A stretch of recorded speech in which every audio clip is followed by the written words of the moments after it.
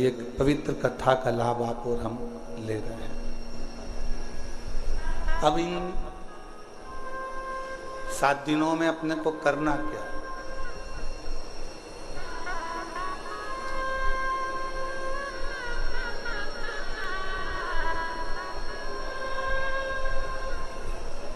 अपना घर छोड़ा, पीछे की आवाज बढ़ाओ। राधे, पीछे की आवाज बढ़ाइए, पीछे की, जहां जनता खड़ी हुई है।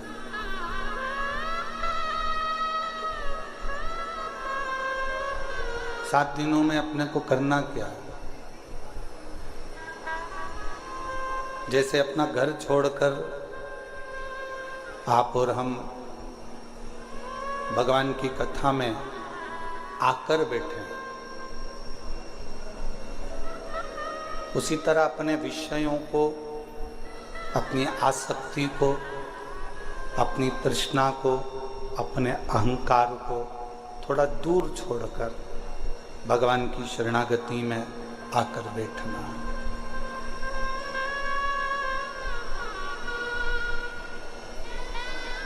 शिवगण भृंगी पर आधारित ये शिव महापुराण की कथा होगी। और शिव जी का एक ऐसा गण है भृंगी,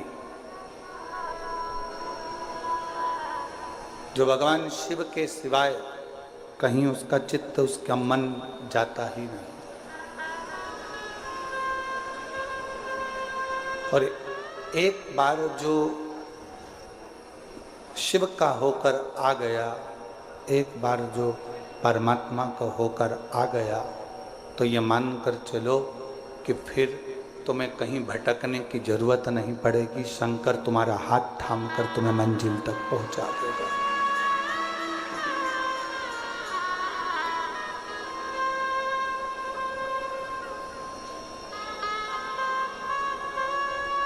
हमने कथा के पहले भी वर्णन किया है कि शिव महापुराण की कथा करवाने वाला कोई दूसरा नहीं होता, स्वयं देवाधिदेव महा, जम के बोलो जरा, देवाधिदेव महादेव होते। और आज वास्तव में कथा के यजमान भी महादेव महाराज ही हैं।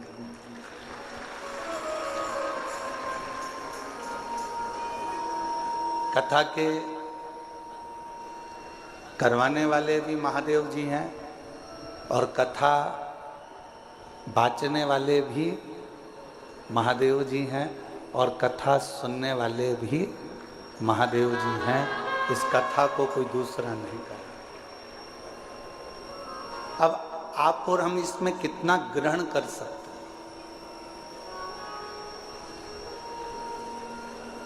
आप और हम इसमें से कितना ले सकते हैं?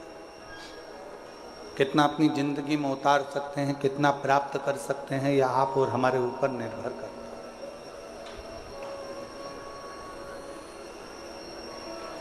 महाराज, ज्ञान की पहचान बहस से होती है। एक सास बहू की आपस में जो बहस चलती है, उससे ये पहचान हो जाती है कि बहू में कितना ज्ञान है।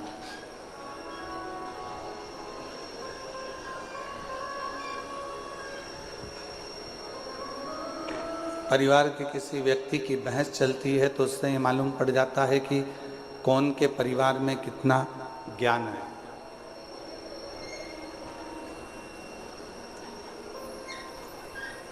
एक बहस की पहचान, एक ज्ञान की पहचान उसकी आपसी भाषा की बहस से हो जाती है।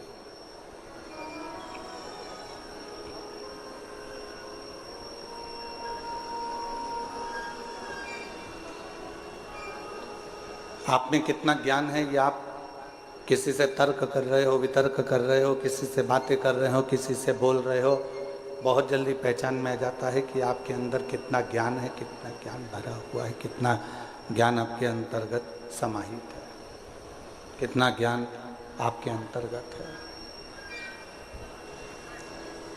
और यदि इंसान की पहचान करना है तो उसकी पहचान करने के लिए बहुत सारे धन, वैभव, संपदा, सत्ता, दौलत की जरूरत नहीं पड़ती। उसकी वाणी, उसकी बोली, उसकी पहचान करा देती है कि उसमें कैसा इंसान है, कैसा व्यक्ति है और कैसा उसका व्यक्तित्व है।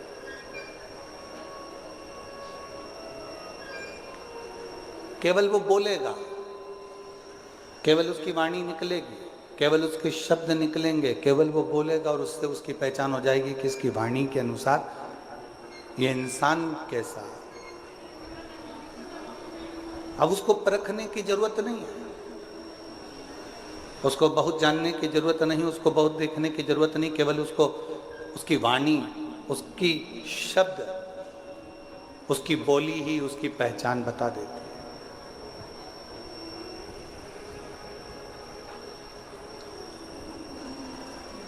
और शिव महापुराण की कथा कहती है, परिवार की पहचान किसी दूसरी चीज से नहीं होती, घर के संस्कार हमारे परिवार की पहचान बता देते हैं कि हमारा परिवार कैसा है।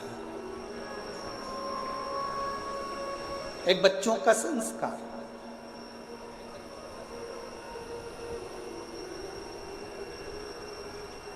एक प्रसंग याद आता है,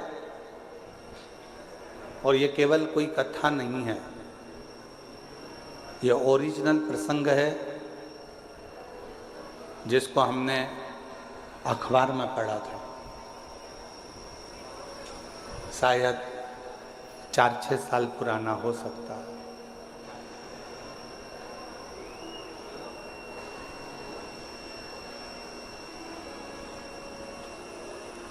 एक माता पिता ने अपने लड़के की शादी एक लड़की से पक्की कर दी।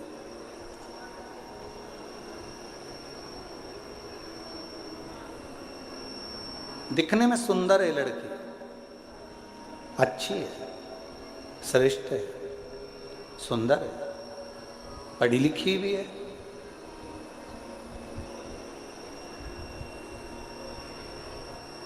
दिखने में उसकी सुंदरता भी है, पढ़ी लिखी भी है और अच्छी भी है।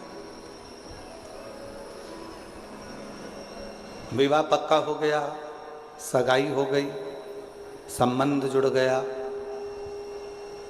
अब जो लड़के के पिताजी थे, उनके घर में कोई लड़की नहीं थी, तो जिस लड़की से उनका संबंध जुड़ा था उसको उन्होंने बेटी मान लिया। और बेटी माना और ये मन में विचार करा कि ऑफिस जाता ही हूँ, बीच में लड़की वालों का घर पड़ता है, कभी कभी चले जाया करूँगा, मिल के आ जाया करूँगा।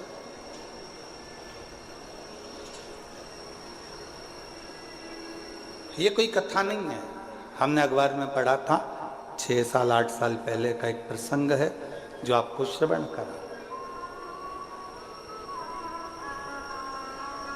अब लड़के के पिताजी लड़की के घर जाते, कभी सुबह सुबह चले जाते तो माँ पोछा लगाती हुई दिखती, झाड़ू लगाते हुए दिखती। इतने में तुरंत लड़के के पिताजी ने लड़की की माँ से पूछा, आप पोछा लगा रही हो? उन्होंने कुर्सी दी, लड़के के पिताजी बैठे, लड़की की माँ झाड़ू निकालते निकालते झाड़ू को रखा, हाथ धोया, पानी लेकर आई, चाय बनाई, समधी जी को पिलाई, समधी जी ने चाय पी, पानी पिया। पानी चाय पीने के बाद में जब वापिस चाय पानी पीने के बाद में पुनः थोड़ी देर बाद वापिस चल दिए। शंभू शंभू शंभू, चाय पानी पीने के बाद वापिस चल दिए। फिर 2-3 दिन हुए, लड़के के पिताजी फिर आ गए। माँ उस समय पर बर्तन मांज रही थी।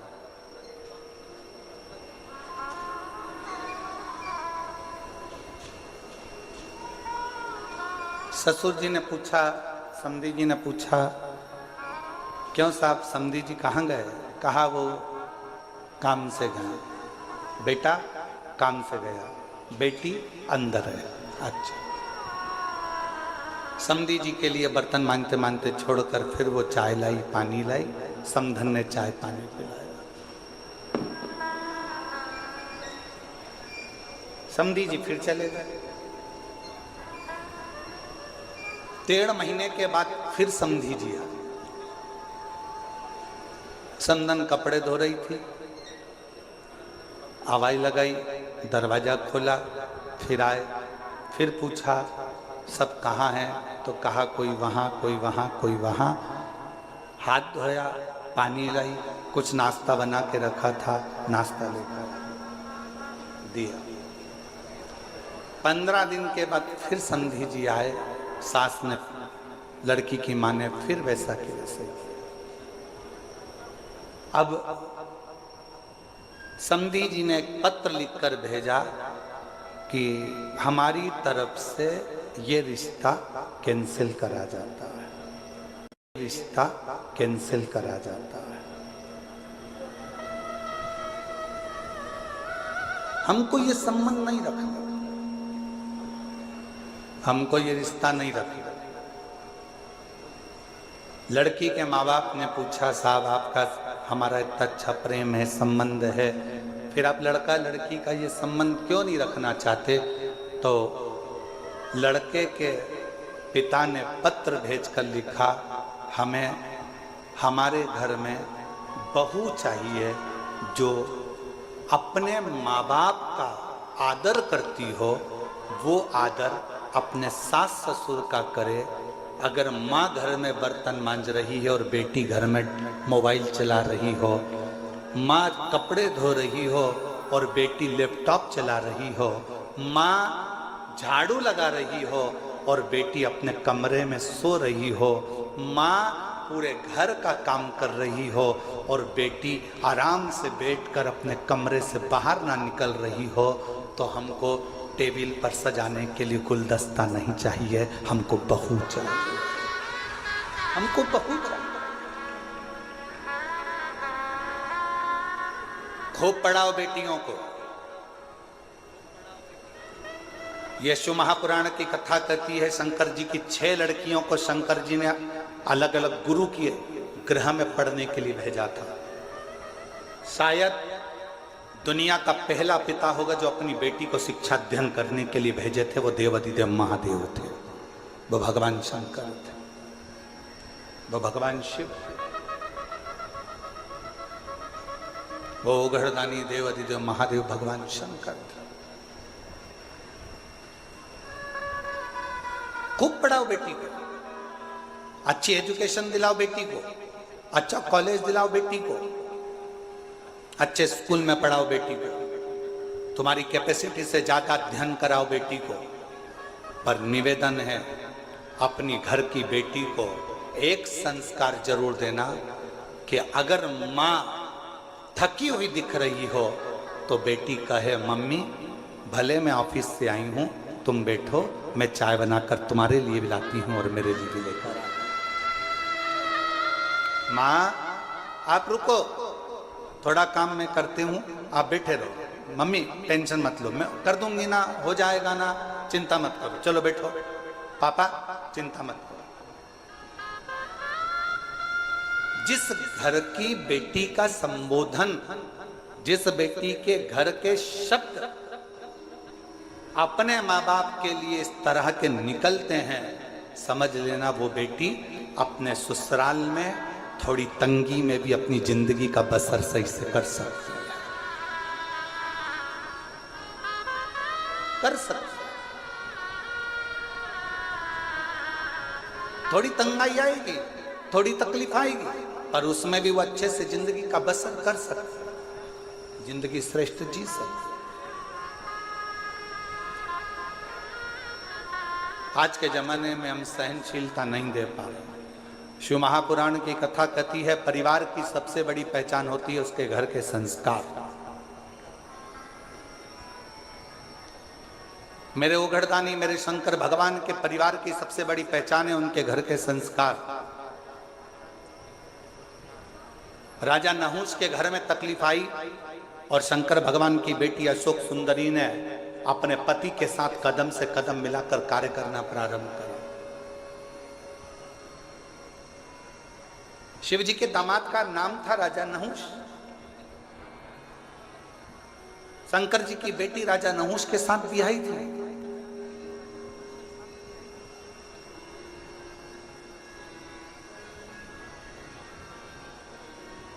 ऐसा नहीं है कि जिंदगी में मुसीबत नहीं आती। हम पहले भी कथा के माध्यम से आपको कहे थे, मंगल सूत्र गले में लड़की के इसलिए बांधा जाता है, विवाह के समय पर लड़का लड़की के गले में मंगल सूत्र इसलिए बांधता है क्योंकि मंगल सूत्र में एक जैसे दाने नहीं होते।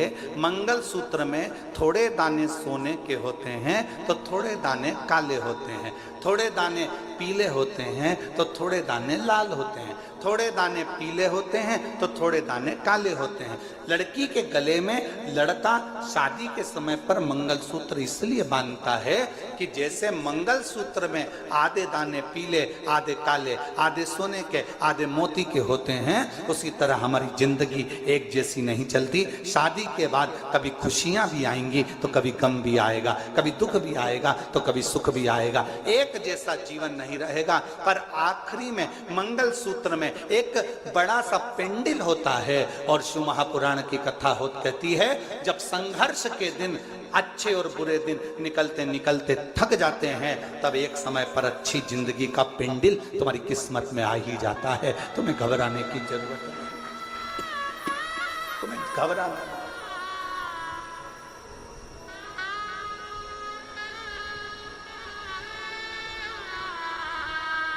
एक अच्छे परिवार की पहचान, एक अच्छे परिवार की पहचान उसके घर के संस्कार से होती है। कैसा संस्कार है उसका, ये उसके घर की पहचान बता देती है। इसलिए फिर निवेदन है कि मत बुरे कर्म कर वरना, सब बोलो सब, भगवान बच तू बच नहीं, अरे ओ अज्ञानी मत करना, अरे ओ अज्ञानी तेरे तू ही पाएगा जैसा किया तूने, तेरे आगे मत बुरे वरना पछताए, भगवान की आंखों से बच नहीं, तू बच नहीं पाएगा, अरे ओ अज्ञानी मत करना। आप अच्छे परिवार की पहचान बताने का सबसे सुंदर तरीका है आपके घर का संस्कार।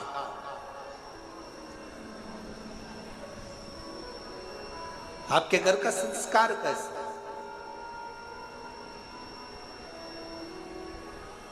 कोई आया, आप खड़े होकर उससे मीठी वाणी में बात कर लिए, जल का पूछ लिए, प्रणाम कर लिए, नमन कर लिए, सत्कार कर लिए, उतने में पहचान हो जाती है कि परिवार कैसा है।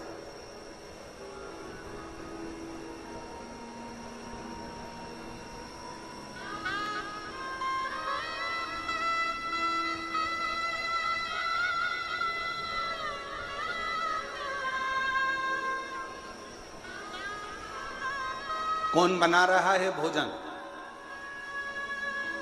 कौन दे रहा है सेवा?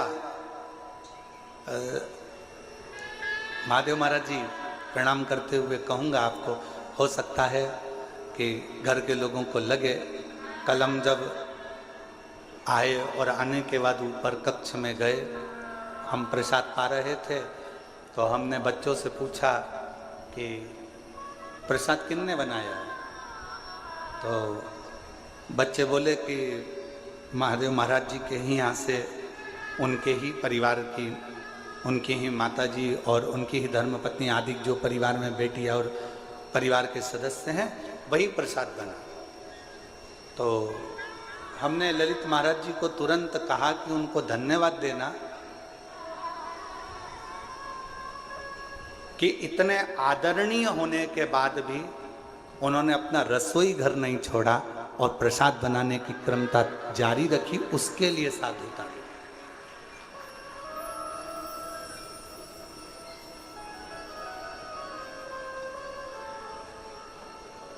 अन्नपूर्णा का घर जब अन्नपूर्णा खुद संभालती है ना, अन्नपूर्णा का घर जब घर की माँ स्वयं संभालती है ना, तो उस रसोई घर में रसोई का स्वाद स्वयं अन्नपूर्णा महारानी आकर देना प्रारंभ कर देती है, स्वयं माँ देती।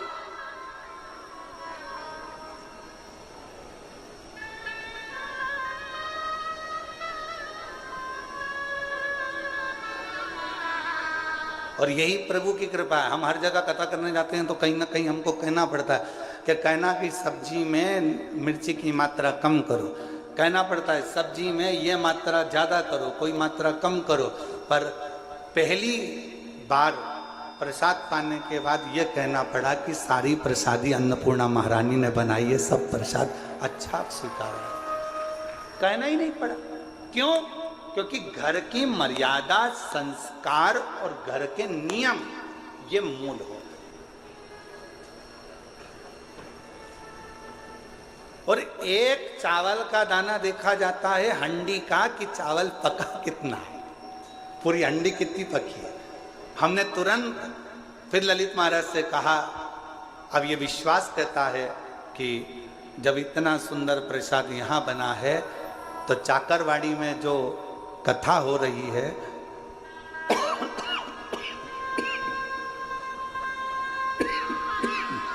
उसके भंडारे का प्रसाद भी बड़ा सुंदर बन रहा होगा और सब आराम से प्रेम से पा रहे हैं।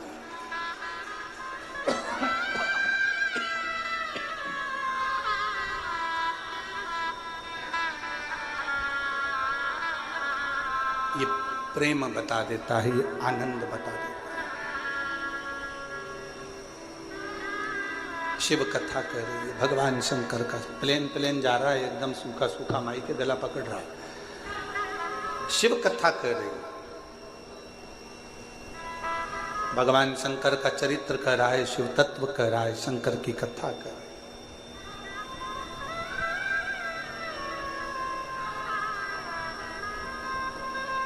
आपके घर के संस्कार बता देते हैं कि परिवार कैसा है, आपकी बोली बता देती है इंसान कैसा है, आपकी बहस एक दूसरे के प्रति तानाकसी बता देती है कि आपका ज्ञान कैसा है।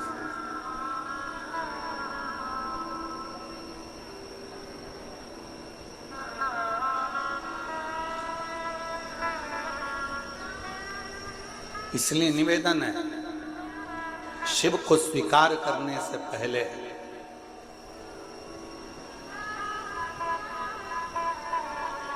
शिव को स्वीकार करने से पहले सदगुरु श्री संत ज्ञानेश्वर माउली जी की पवित्र धरा से कहूं मैं आपको कि शिव को स्वीकार करने से पहले अपने भीतर के अहंकार को, अपने भीतर की अभिमतता को, अपने भीतर के अहम को तुम्हें दूर फेंकना पड़ेगा।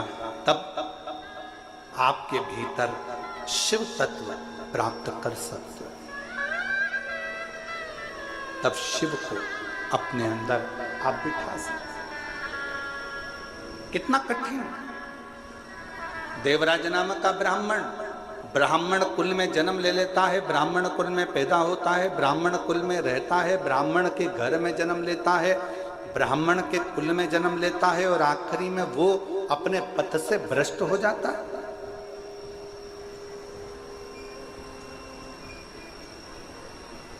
अपने मार्ग से दूर हो जाता है।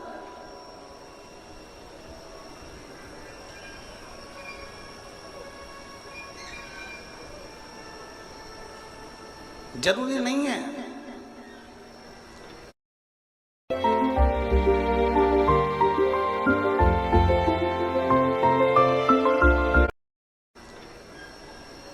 एक साधारण से परिवार में चर्मकार जी के घर में भी एक बालक जन्म लेते हैं संत श्री रविदास जी महाराज। चमड़े का जूता बनाते बनाते भी संतों की श्रृंखला में प्रथम गिनती में आ जाते हैं, वो संत श्री रविदास जी हो जाते हैं।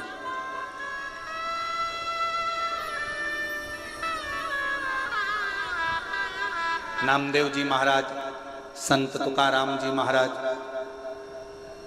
मुक्ताबाई, रामकृष्ण परमहंस जी, चैतन्य महाप्रभु जी, सबके चरित्र का स्मरण तो करिए।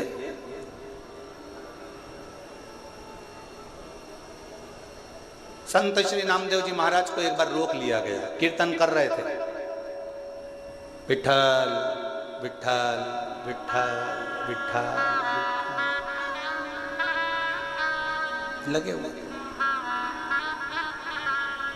अपनी भक्ति में अलमस्त नामदेव जी महाराज। राम कृष्ण हरि जय राम कृष्ण, राम कृष्ण राम कृष्ण, राम कृष्ण हरि जय राम कृष्ण हरि, राम कृष्ण हरि जय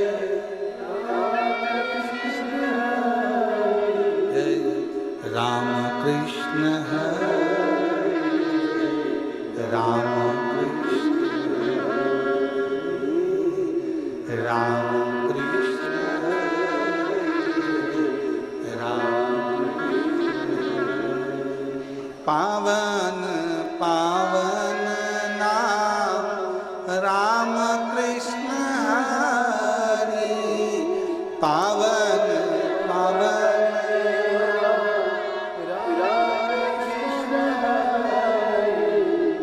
राम कृष्ण हरि जय राम,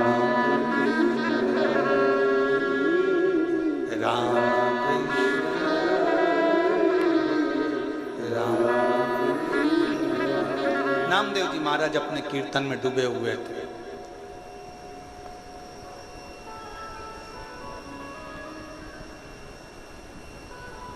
जो भगवान को मानता ही नहीं था,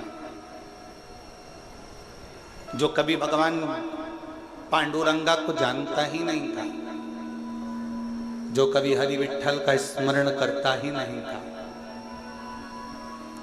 जिसने कभी मंत्र जाप नाम जाप कीर्तन किया ही नहीं था, उसने नामदेव जी को कीर्तन करते करते रोक दिया। एक बार रोका, नामदेव जी महाराज नहीं रुके, वो अपनी मस्ती में गुनगुनाते रहे, राम कृष्ण राम कृष्ण राम, राम कृष्ण हरि जय राम कृष्ण हरि जय राम कृष्ण हरि,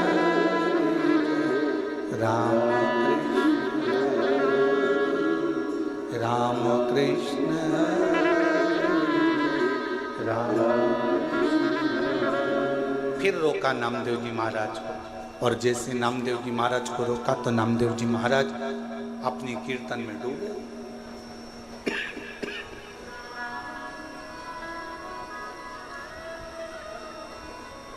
बार बार नामदेव जी को रोका जा रहा,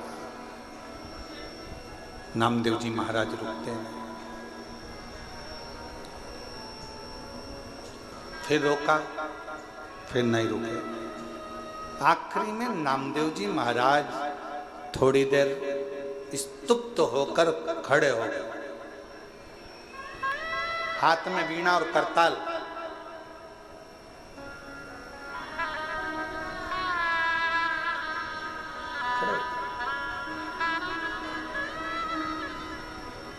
क्या है भाई, तुम मुझे कीर्तन क्यों नहीं करने देते? मेरे कीर्तन करने से तुम्हें तकलीफ क्या है? मेरे कीर्तन करने से तुम्हें कष्ट क्या है? नामदेव जी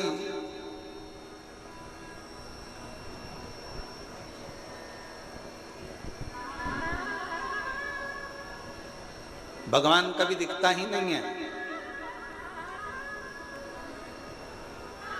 तो फिर कीर्तन किसका कर रहे हो? नामदेव जी बोले,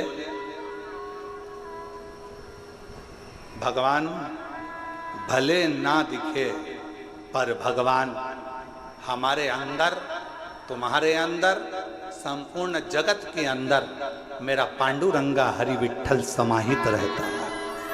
हरेक के अंदर मेरा पांडुरंगा हरि विठ्ठल सब में समाहित रहता है, सब में समाहित। हम कैसे मान सकते हैं? नामदेव जी ने एक लोटा पानी मंगवाया, एक डब्बी नमक मंगवाया, सामने वाले व्यक्ति को दिखाया, ये क्या है? नमक। ये क्या है? पानी। नमक लिया 2 चम्मच, सामने वाले से नामदेव जी ने पूछा, ये क्या है? नमक। पानी में डाल दिया। फिर नमक लिया, पूछा, ये क्या है? नमक। पानी में डाल दिया। नामदेव जी महाराज ने पानी को चम्मच से हिला दिया, घोल दिया। अब नामदेव जी महाराज ने पूछा, बता इसमें नमक कहां गया? सामने वाले ने कहा कि इसमें नमक तो घुल गया, नमक इसमें चला गया। अब तो इसको उकाल ले, गरम कर ले, तपा ले, तो भी इसमें नमक मिला की मिला ही रहेगा। नमक दिखता नहीं है, पानी में घुल जाता है। उसी तरह मेरा हरि विठ्ठल भी दिखता नहीं है। जब मानव जन्म लेता है उसमें शिव तत्व समाहित घुला हुआ होता है। परमात्मा उसमें घुला हुआ, परमात्मा उसमें समाया है।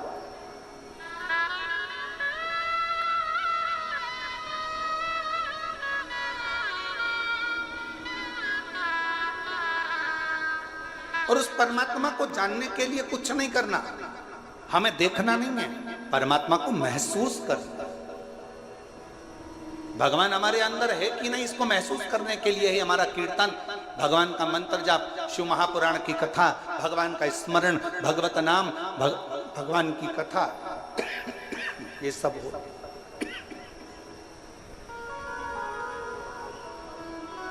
ये परमात्मा को जानने के लिए होती है, परमात्मा को पहचानने के लिए होती है। हमारे अंदर शिव तत्व कितना है, हमारे अंदर भगवान कितना समाहित है, हमारे अंदर भगवान कितना समाया हुआ है, इसकी पहचान हमारी कथा, भगवान शंकर का चरित्र, भगवान की पावन कथा हमको बता देती है कि हमारे अंदर शिव तत्व कितना है। आज एक संत की भूमि पर संत की कथा, शिवगण भृंगी शिव महापुराण की कथा चल रही है।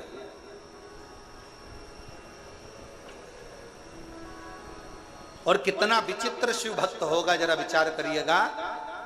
जिसने वर में मांग लिया था भगवान शंकर से कि अगर कोई पत्ती भंवरा झूठा भी कर दे तो तुम स्वीकार कर लेना, कोई पुष्प यदि भंवर भ्रमरा झूठा भी कर दे तो तुम स्वीकार कर लेना। और कितनी बड़ी शिव भक्ति होगी, जरा विचार करिएगा।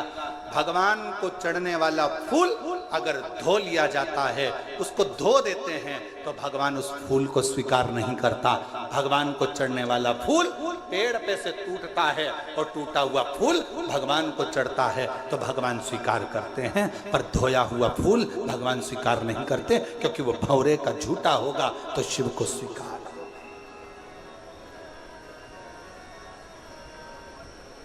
कितना विचित्र कथा है।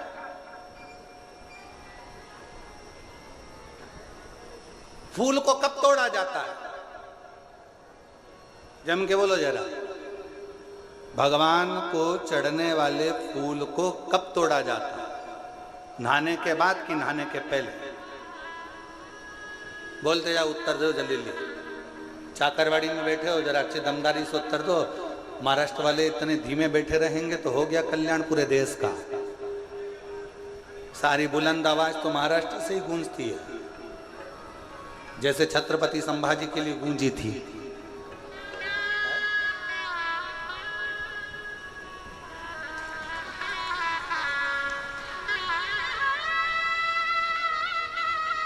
बोल बम का नारा है, आवाज नहीं आई, दमदारी से बोलो। बोल बम का नारा है,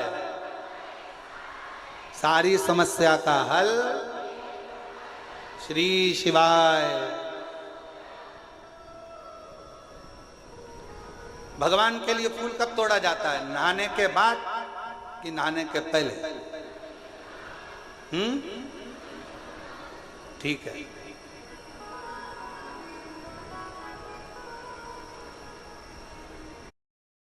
रुक रुक रुक, सिग्नल तोड़ के आया तू? चल जाने दो ना सर, इमरजेंसी है सर।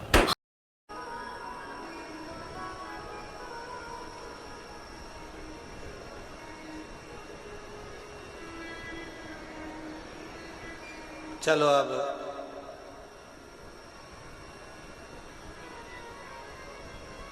पुष्प शिव महापुराण की कथा बाची थी, किन किन ने सुनी थी? उस कथा को एक बार हम पुनः, अगर बीच में कभी योग लगा तो आस्था चैनल वालों से कहेंगे कि उस कथा को एक बार वापिस आस्था चैनल पर दिखाओ। पुष्प शिव महापुराण की कथा वो 5 दिन की थी। उसमें पंच पुष्प का वर्णन किया था कि पुष्प, कौन सा फूल जमीन पर गिरा हुआ भी मेरे भगवान स्वीकार कर लेते हैं, कौन सा पुष्प जहरीला है जो किसी देवता पर नहीं चढ़ता वो भगवान स्वीकार कर लेते हैं, कौन सा पुष्प जिसको कीड़ा भी चख ले, भंवर भी झूठा कर दे, जिसको खंडित भी किया जाता है तो भगवान स्वीकार कर लेते हैं। कौन सा पुष्प?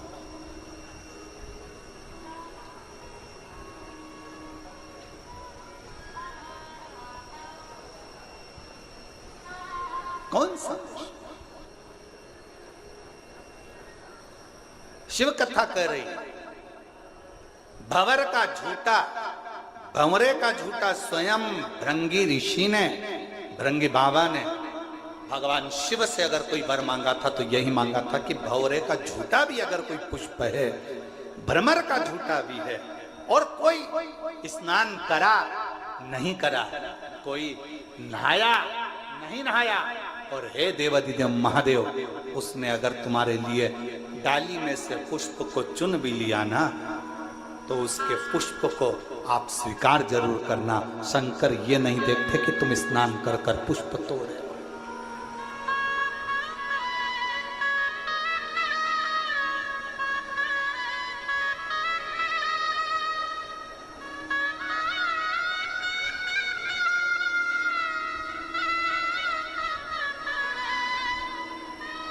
बस वो तो हृदय से मांग लो, हृदय से। हे त्रिपुंडधारी, हे त्रिशूलधारी, हे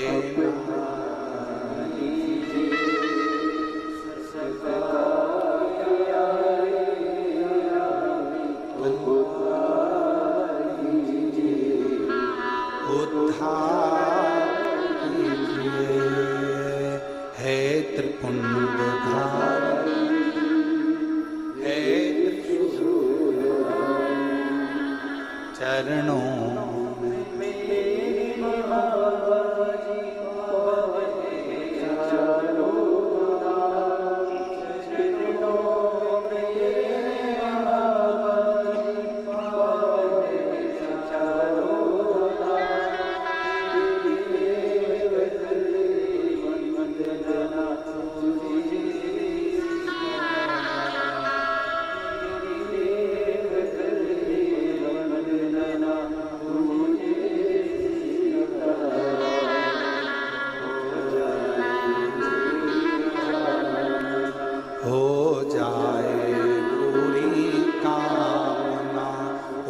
उपकार कीजिए, सबका किया है मेरा भी कल्याण,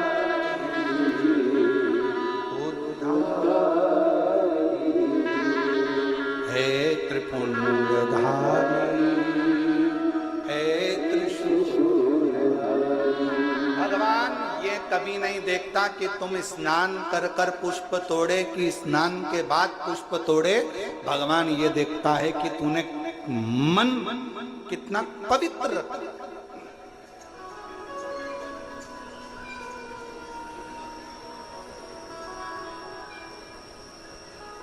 अब एक उत्तर दो चाकरवाड़ी वालों साहब, ए बीड़ जिले की जीजियों और जितने मेरे जीजा बैठे हैं सब उत्तर देना, बेटियां बेटे सब उत्तर देना, मेरी माएँ भी उत्तर दें, मेरे बाबा भी उत्तर दें।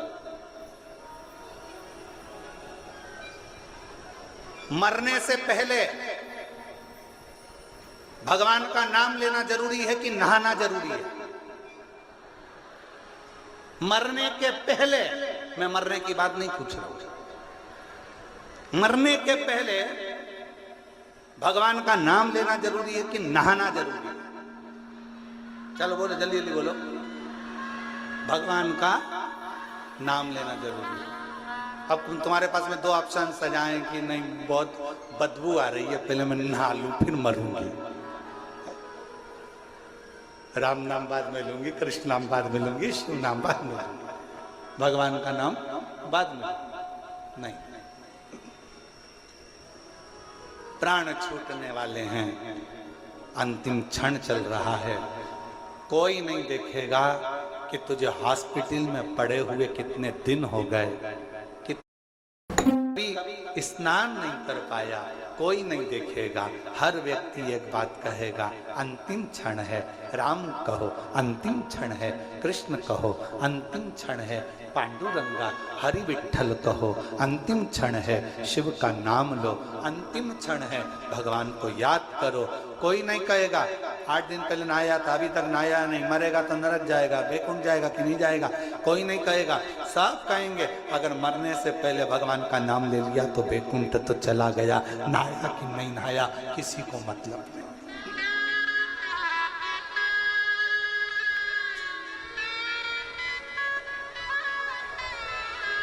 कोई नहीं जाने।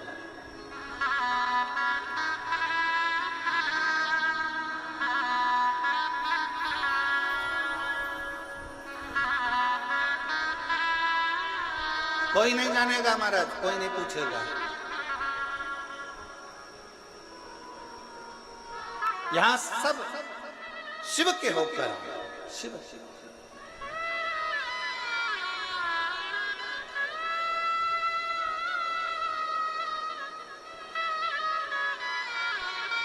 शिव की शरण में आ जा,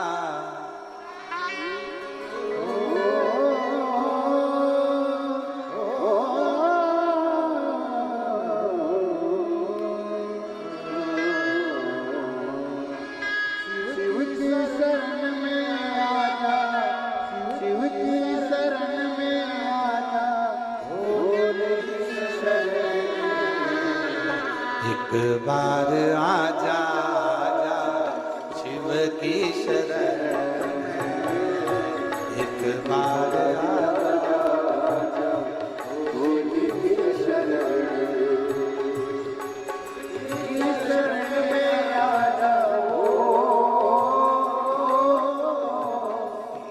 शिव की शरण में आजा, शंभो